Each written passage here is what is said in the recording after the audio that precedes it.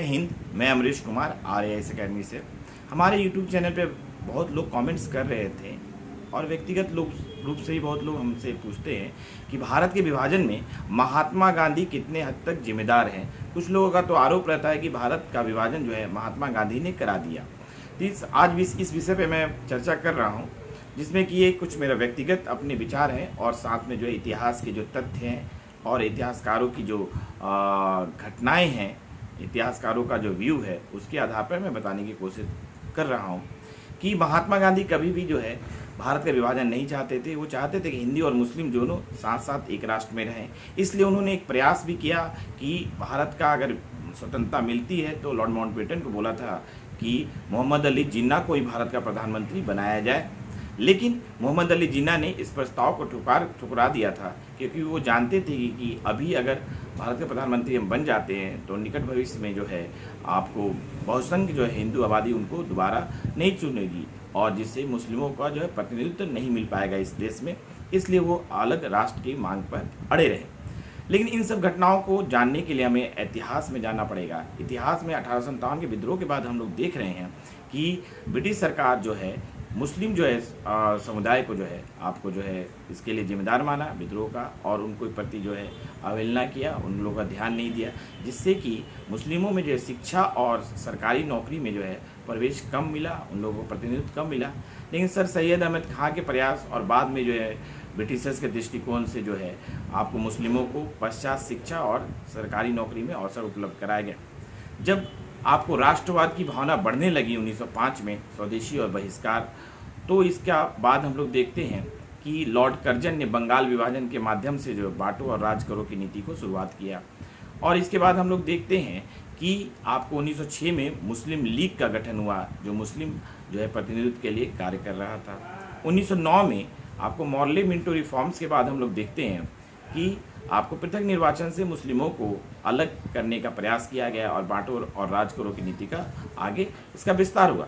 सबसे महत्वपूर्ण बात देखते हैं कि 1916 में लखनऊ समझौता में मुस्लिम लीग और कांग्रेस जो है मिल जाती है, लेकिन यहाँ से कांग्रेस जो है मुस्लिम लीग के साथ तुष्टीकरण की नीति और उसके कारण जो है कि महत्व ज़्यादा मुस्लिम लीग का बढ़ जाता है। लेकिन गांधी जी ने प्रयास किया खिलाफत आंदोलन में मुस्लिमों के जो खलीफा को लेकर जो विचार थे उसको समर्थन करके इसका जो है लाभ लिया सहयोग आंदोलन में हिंदू मुस्लिम भाई भाई करके। इस तरह से जो है कि भारत के स्वतंत्रता संग्राम में हम लोग देख रहे हैं कि कैसे हिंदू और मुस्लिम दोनों जो है कि मिलकर भारत के राष्ट्रीय स्वतंत्रता संग्राम में भाग ले रहे हैं। लेकिन यह धीरे धीरे 1937 के जब आम चुनाव होता है तो कांग्रेस को सभी जो है प्रांतों में बहुमत हासिल होती है। केवल पंजाब और बंगाल में बहुमत नहीं मिलता, फिर भी वहाँ भी कांग्रेस ही सरकार बनाती है।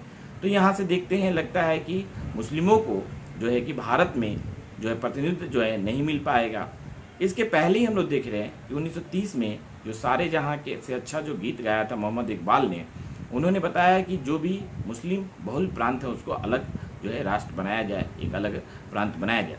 बाद में तीसरे गोलमेज सम्मेलन में चौधरी रहमत अली जो कि कैम्ब्रिज विश्वविद्यालय से स्नातक कर रहे थे, उन्होंने भी इन जो मुस्लिम बहुल क्षेत्र हैं उसको पाकिस्तान शब्द से नवाजा था, पाकिस्तान शब्द से इन जो क्षेत्र है को घोषित किया था।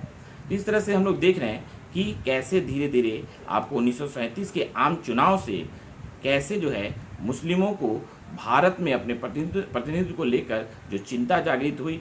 और बाद में हम लोग देखते हैं जब कांग्रेस मंत्रिमंडल ने 1939 में द्वितीय विश्व युद्ध में बिना कांग्रेस मंत्रिमंडल से पूछे ही ब्रिटिश सरकार ने जब भारत को शामिल कर लिया, तो इसके विरोध में जो है कांग्रेस मंत्रिमंडल ने जब इस्तीफा दिया तो मुस्लिम लीग ने मुक्ति दिवस मनाया। इस तरह से देख रहे हैं कि कांग्रेस और मुस्लिम लीग के हित अलग अलग हो गए। मुस्लिम लीग पूरी तरह से मुस्लिम हितों के लिए कार्य कर रही थी, लेकिन कांग्रेस जो है पूरे भारत के लिए कार्य कर रही थी, वो हिंदू और मुस्लिम दोनों के लिए कार्य कर रही थी। लेकिन इसके बाद हम देखते हैं कि अगस्त प्रस्ताव में मुस्लिम लीग और कांग्रेस को बराबर प्रतिनिधित्व दिया गया, बराबर महत्व दिया गया। इसी तरह क्रिप्स मिशन में भी आपको जो है कि कांग्रेस और मुस्लिम लीग को बराबर महत्व दिया गया। आगे ब्रिटिश सरकार ने जो है मुस्लिम लीग को कांग्रेस के बराबर ही महत्व देने से मुस्लिम लीग की और जो है कि भारत के विभाजन के लिए या भारत में मुस्लिम राष्ट्र के निर्माण की जो मांग है वो बढ़ती गई। जिसका प्रत्यक्ष प्रमाण हम लोग 1945 के आम चुनाव में देखते हैं, जहां कांग्रेस को 923 जो है सीट मिली, वहीं पे मुस्लिम लीग को 425 सीट मिली। ये 425 सीट ज़्यादातर जो है मुस्लिम बहुल प्रांतों से ही मिली मुस्लिम लीग को। इसलिए मुस्लिम लीग समझ गया कि हम लोगों को, मुस्लिम लोगों को जो है मुस्लिम प्रांतों में ही आपको समर्थन मिलेगा, इसलिए इन्होंने अलग राष्ट्र की मांग को आगे बढ़ाया। अब हम लोग देखते हैं कि जब कैबिनेट मिशन आता है तो उसमें भी जो है मुस्लिम लीग को कांग्रेस के बराबर ही महत्व दिया जाता है। 1947 में जब भारत का आज़ादी की ओर जब बढ़ रहा था तो भारत में जो है बहुत सारे लोग जो है भारत में आज़ादी को बंटवारे से जोड़कर देखने लगे और एक अलग मुस्लिम राष्ट्र बनाने की ओर बढ़ने लगे। इसीलिए देखते हैं कि आपको 1946 में प्रत्यक्ष कार्रवाई दिवस के रूप में मुस्लिम लीग और मुस्लिम क्षेत्रों में बहुत सारी हिंसाएं होती हैं, जिसमें बहुत सारा हिंदू मुस्लिम की जो है कि हत्याएं की जाती हैं, जिससे कि गांधी जी बहुत दुखी हो जाते हैं और वो जो है कि इन हिंसा के विरुद्ध जो है आमरण अनशन करते रहते हैं, नोआखली और ऐसी जगहों पर। तो हम लोग देखते हैं कि महात्मा गांधी नहीं चाहते हैं कि आपको जो है हिंसा हो और हिंदू मुस्लिम लड़ाई करें, लेकिन हमारे जो महत्वपूर्ण कांग्रेस के नेता थे वो दिल्ली में आपको जो है कि चाहे पंडित जवाहरलाल नेहरू हो, सरदार वल्लभ पटेल हो, चाहे अबुल कलाम आज़ाद हो, गांधी जी को अंधेरे में रखते हुए जो है भारत के विभाजन को स्वीकार कर लेते हैं और स्वीकार करने के बाद जो है कि भारत की स्वतंत्रता और भारत का विभाजन निश्चित हो जाता है। गांधी जी को जब इसके बारे में पता चलता है तो गांधी जी बहुत मन से इसको नहीं स्वीकारते हैं और किसी तरह के स्वतंत्रता का जो है सम्मेलन या जो समारोह है उसमें भाग नहीं लेते हैं और वो अभी भी जो है हिंसा पीड़ित क्षेत्रों में जो है लोगों को शांति का संदेश देते हैं। गांधी जी का विचार था कि अगर मुस्लिम राष्ट्र पाकिस्तान का गठन हो भी जाता है तो बिना पासपोर्ट के ही उन क्षेत्रों में जाएंगे, पाकिस्तान जाएंगे, लेकिन उससे पहले ही उनका देहांत हो जाता है। तीसरा हम लोग देखते हैं कि मुस्लिम लीग ही नहीं, आपको हिंदू जो महासभा थी जिसमें वीर दामोदर सावरकर जो थे वो भी दो राष्ट्र के सिद्धांत को 1937 में आपको अहमदाबाद हो या 1945 में भी इस विचारों को रखे कि भारत में दो राष्ट्र बनेंगे, एक हिंदू और मुस्लिम का। इस तरह से दो राष्ट्र के सिद्धांत जो है आपको न केवल मुस्लिम लीग की ही बल्कि हिंदू महासभा का भी यही आपको विचार था। लेकिन महात्मा गांधी ने कभी भी जो है दो राष्ट्र बनाने या हिंदू मुस्लिम राष्ट्र बनाने के समर्थक नहीं थे। वो अपनी जो है कि इसका प्रतिरोध हमेशा करते रहे और उन्होंने प्रयास किया कि भारत का विभाजन ना हो। इसलिए उन्होंने प्रयास यह भी किया कि भारत अगर स्वतंत्र होता है तो मोहम्मद अली जिन्ना को ही भारत का प्रधानमंत्री बना दिया जाए।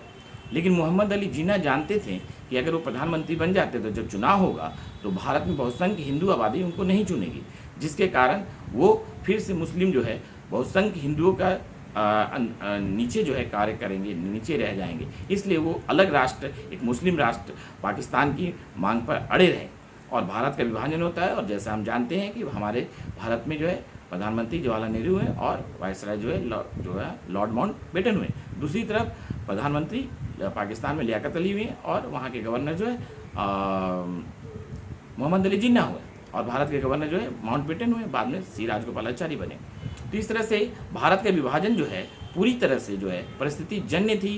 परिस्थितियाँ इतनी ज़्यादा हिंसात्मक हो गई थी कि गांधी जी को भी ना चाहते हुए भी स्वीकार करना पड़ा और उन्हें स्वीकार किया भी नहीं। लेकिन इससे पहले ही आपको कांग्रेस के प्रमुख नेताओं ने जो है कि भारत में जो हिंसा हो रही थी, इस हिंसा से जो है कि प्रभावित होकर भारत को एक अलग जो है संगठित राज्य के रूप में स्वीकार कर लिया था और पाकिस्तान को अलग होने के लिए भी स्वीकार कर लिया और बंटवारे को स्वीकार कर लिया था। तो गांधी जी इसके लिए कभी भी जिम्मेदार नहीं रहे कि भारत का विभाजन हो। तो आप लोग इस चर्चा से समझ सकते हैं कि गांधी जी कभी भी भारत का विभाजन के लिए स्वीकार नहीं किया और ना ही कभी भारत के विभाजन के लिए उन्होंने सोचा। लेकिन गांधी जी को अंधेरे में रखकर, गांधी जी को जो स्वतंत्रता के समय उनके महत्व को कम करते हुए और ऐसी परिस्थितियां हो गई थी, ऐसी हिंसा होने लगी थी जिसमें कि भारत के सभी प्रमुख कांग्रेस के जो है नेता और मुस्लिम लीग के नेता ने भारत के विभाजन को स्वीकार किया और साथ में भारत की स्वतंत्रता को भी स्वीकार किया। तो आप लोग ने इस चर्चा से आप लोगों को ये ध्यान होना चाहिए कि भारत के विभाजन में महात्मा गांधी का कभी भी कोई भूमिका भी नहीं थी और महात्मा गांधी ने भारत का विभाजन नहीं कराया। आप लोग इस चर्चा में बहुत अच्छे से शामिल हुए, सुने। आप लोगों का बहुत बहुत धन्यवाद। मैं अमरीश कुमार आप लोगों को बहुत बहुत धन्यवाद करता हूँ।